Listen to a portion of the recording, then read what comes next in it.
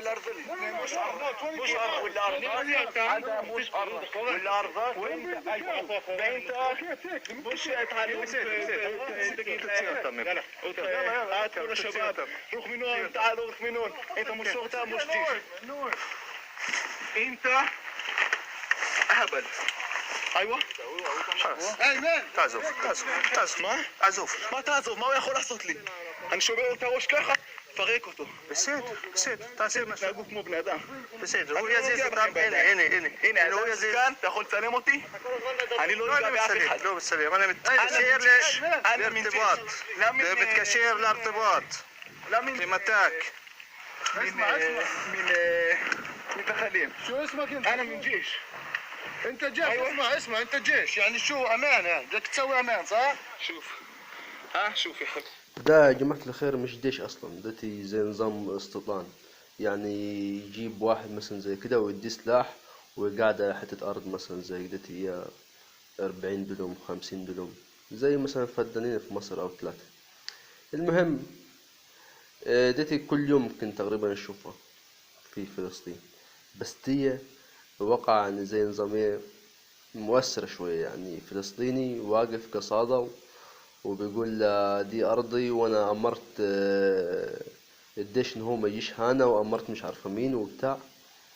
تلاقي في نخوة في إرادة.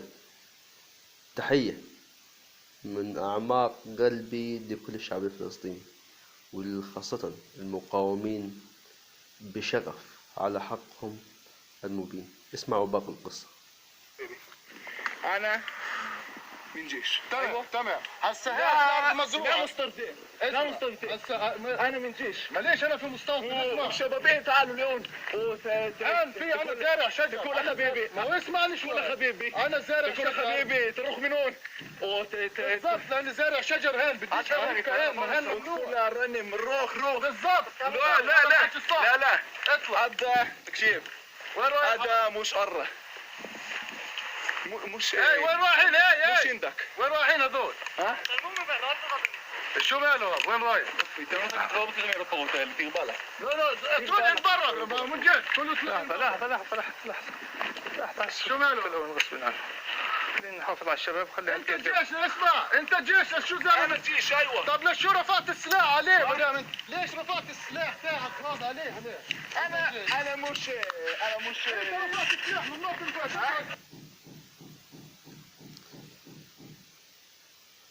بجد تحيا الشعب الفلسطيني. عندهم السكوت والانبطاح خيانة عظمى. السكوت والانبطاح. تحيا كل الشعب الفلسطيني.